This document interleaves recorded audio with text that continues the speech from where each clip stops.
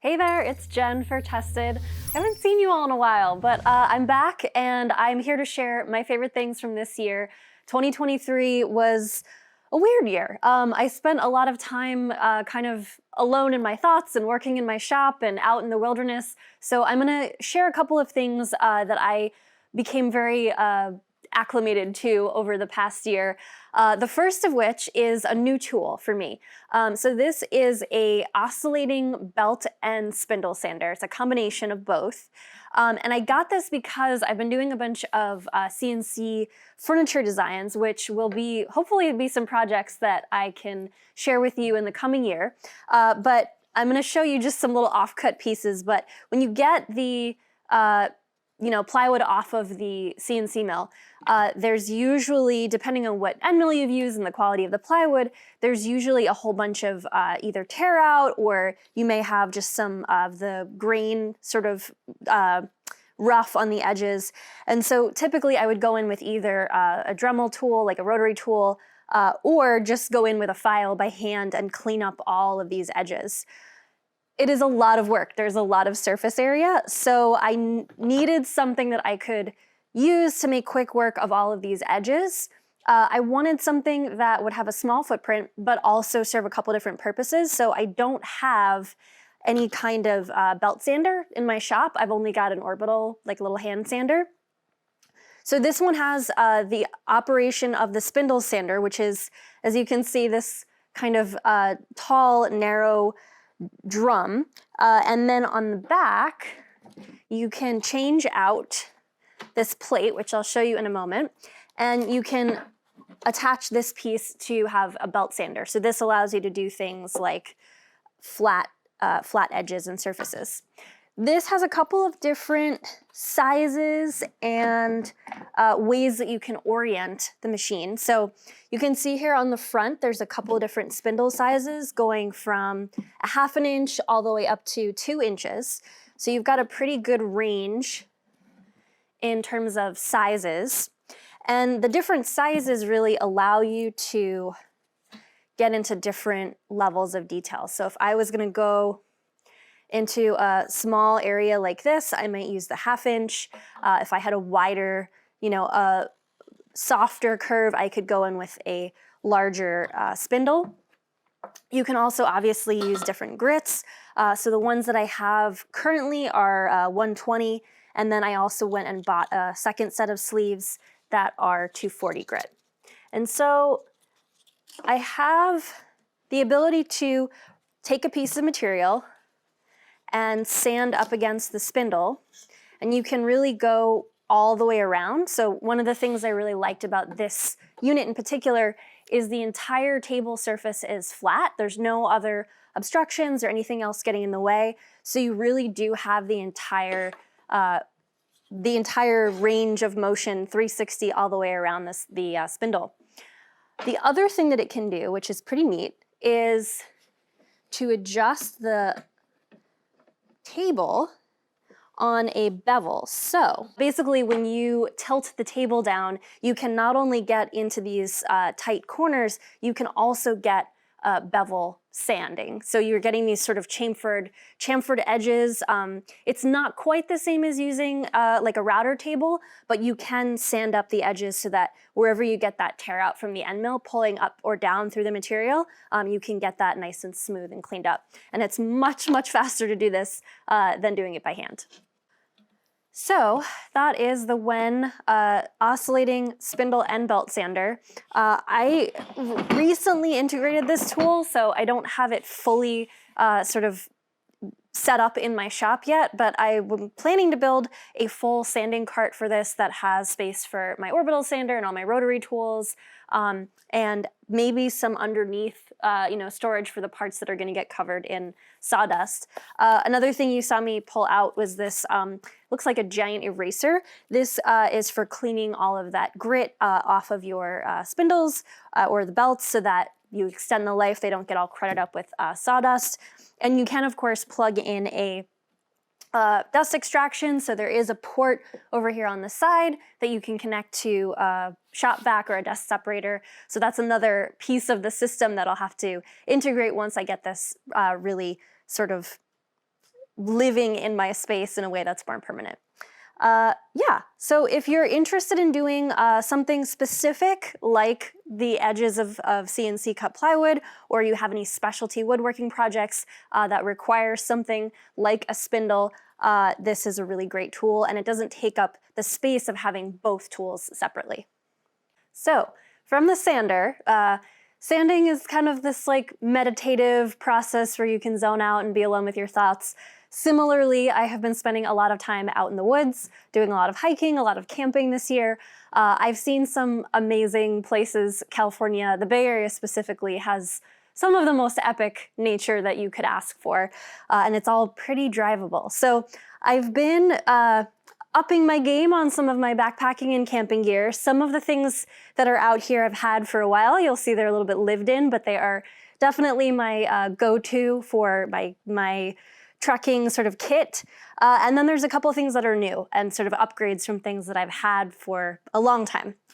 So let's start off with something very simple, very compact. This is a camp light. This little light is called the Lucy Pro Luxe, and it's made by M-Powered. And there's a couple different versions available. The one that I went with is a warm white light. It's their sort of medium level of the versions that they offer. I really like this one because it has the ability to provide light but also charge your devices. So it's got a little port here with USB-A and USB-C, so you can plug your phone in, charge any of your other devices, headphones, things like that. And the really neat part about it is it has a solar panel on it. So you can clip this onto your pack while you're hiking or leave it out at the campsite during the day, and this will charge the battery. You can also charge it in advance before your trip by plugging it into a wall outlet. So it's a really nice, soft, warm light, and it's diffused. So if you're, staring out in the dark, you're not going to be blinded by looking at these bulbs right in your face. So it's a nice soft light for inside of your tent or out at your campsite. You can hang it from a tree branch, you can hang it from something inside of your tent.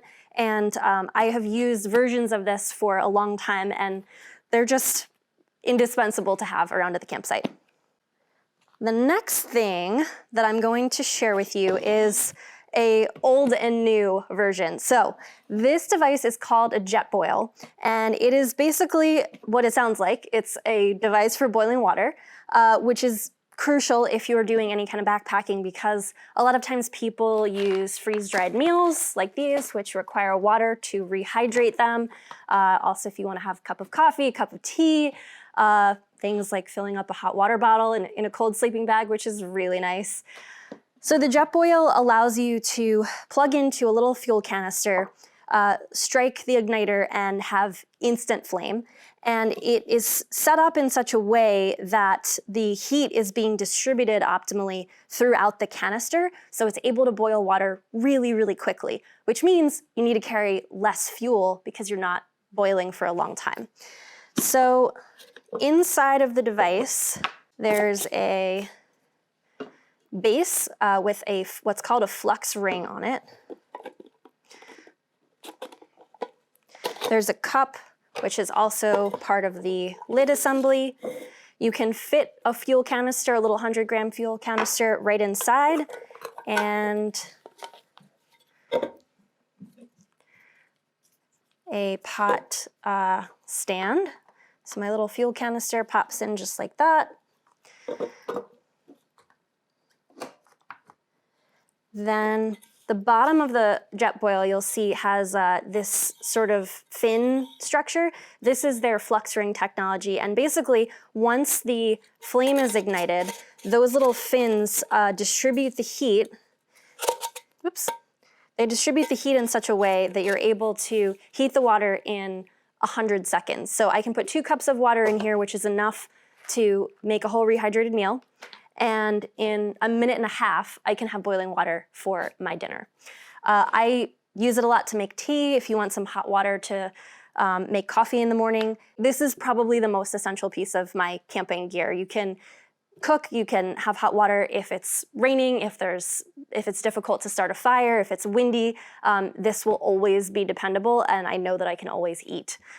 So yeah, jet boil is long-term camping partner of mine, and I will continue to have these in my camping set for as long as they're making them. The next thing I want to share is a small thing. It makes a big difference in my camping setup. I've been doing a lot of hiking and a lot of mountain climbing. The setup for all of this stuff depends based on what type of terrain you're going on and how long you're going out. So some people will have like a big, 65-liter pack with all of their food and their water and all their clothes. The thing that I'm showing here is just a day pack. So this is what I'll use if I'm just, going for a little day trip.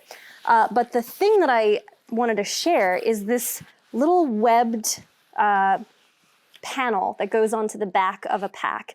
And what this thing does is it separates the back of your backpack from your back. So it gives you a little bit better posture, but most importantly, it vents so that you're not having this heavy, sweaty backpack pressed up against you. And it actually makes a huge difference. So if it's warm or if you're really going up an incline, you get that nice airflow between your back and the backpack. So you can see there's this little space, and that couple inches in between, the airflow in there makes it so much more comfortable to wear this, especially if it's warm outside.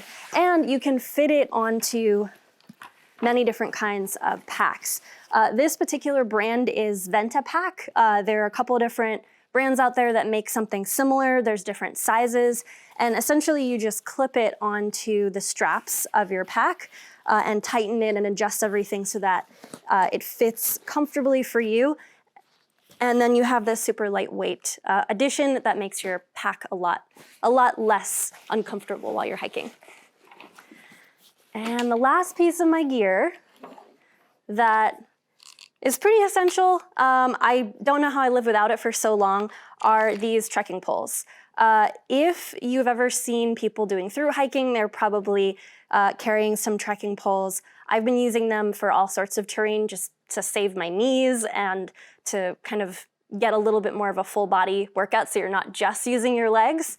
And the thing that I love about these ones is that they break down really, really small. These ones are folding, so I can put them together in a matter of seconds. So this is my full-length hiking pole. And then in order to collapse it, I just press that little button, pop these pieces out, and I can fold it back up. These particular ones, these black diamond ones, are carbon fiber, so they're super lightweight, and they're also adjustable height. So if you are somebody that is doing, a lot of uphill and a lot of downhill, the idea being that you want the hiking pole to be the correct position for your arms as you're going uphill or downhill, you can adjust these. So I have the option, in addition to, getting them out to their full length, I can also adjust the actual length of the measurement here. I really like these because if I had to carry around full-size hiking poles all the time, there's a lot of times that I probably wouldn't pack them. And if I needed them, I wouldn't have them. But because these are so compact and I can throw them in my pack, forget about them, they're always in there. So if I do need them, they're accessible and I'm much more likely to use them. So that's sort of not my whole gear setup for sure, but these are the things that I will continue to use and probably replace for as long as the companies make them, because they're sort of tried and true, and they've definitely stood the test of time. You can see some of these have been very well loved. So yeah, hopefully some of these are useful to you for camping and hiking adventures. All right. What would favorite things be without a couple of book recommendations? I have a few this year. Lots of fantastic things were published. These two are ones that stick out because they're both people that I know and have a lot of respect for. This first one actually came out last year, but it was too late to share with you in the favorite things. This is The Cosplayer's Ultimate Guide to EVA Foam by our friend Beverly Downen. Beverly is an incredible cosplayer. She is a community leader. She founded a group called Sheprop, and she's just a master at all things EVA foam. This book is sort of a crash course in how to use EVA foam all the way up to professional level techniques like texturing, patterning. Beverly really goes through all of the different tools, the different mediums that you can use, all the ways of shaping EVA foam. It's just such a comprehensive look at how to work with EVA foam to create costumes and armor and all sorts of things. Beverly has this really wonderful education sort of mindset. Her channel, everything that she does, she shares how it was made and all the different things that she used to make it. And also, there are a couple of people that we know in here, including, let's see. Oh, that one looks familiar. This was the Marie Antoinette EVA foam wig that I made here on Tested, and Beverly kindly featured it in the book. So this one is extra special, and if you have any folks in your life that are looking to get into cosplay and wanting to start off with EVA foam, this is a fantastic read. Another one that is pretty new is a book by our very own Ariel Waldman. This book just came out recently. It's called Out There. In this book, Ariel goes through a lot of different sci-fi ideas and sort of tropes and different fictional science things that come up in movies and TV, and then breaks them down in a way that's easy to understand and sort of talk about whether these things could be possible or how might they manifest if it were to be real, if it wasn't fiction. So there's really beautiful illustrations in here. Things like, let's see, this was artificial gravity. There's things about societal things, like she goes into how we might colonize other planets, alien language. There are so many fascinating concepts that she covers, and the way that she approaches each one is by interviewing an expert in that particular field to get their take on how these fictional science concepts might actually be real or not. So check this one out. Out There is a fantastic gift idea for anyone who likes sci-fi. The last of my favorite things this year is a simple little app, which I use on my iPhone. It is sort of in the line of meditative, being alone with your thoughts kind of idea. It's a little app called Chromatic, and what it is basically a tile puzzle game. The only objective is to arrange colored tiles so that they're in an even gradient, and that's it. That's the whole app. It's very relaxing. If you are interested in color theory at all, there's a little bit of that in terms of seeing things in relation to one another. You can choose the level of difficulty and the sort of resolution of the grid, but the whole interface is super streamlined. There's no ads, there's no scoring system, there's nothing. It's just a very peaceful tile puzzle. So if your world is feeling a little chaotic or you're stressed out, instead of doom scrolling, I can pull out the Chromatic app and just kind of like peacefully arrange the chaos and bring these colored tiles into a very satisfying gradient. I very much enjoyed this as a thing to de-stress while I'm waiting in line or mulling something over. So check that one out in the App Store. Well, those are some of my favorite things from this year. I definitely spent a lot of time sort of digging in and meditating, a lot of sort of repetitive processes and a lot of calming, de-stressing things. Hopefully that gives you some ideas for ways that you can calm some of the chaos in your life. Thanks so much for watching, and we'll catch you next time. I can't thank you enough for supporting us by watching the channel. If you've been to our merch store, you might want to head there again because we are always updating our roster with new products. Here is the anime-inspired Tested logo in Japanese, one of my all-time favorite new designs. We're also selling Tested mugs and Tested hats. Oh, and if you want a cup of tea, we're selling that too. Tested-store.com. Tested-store.com.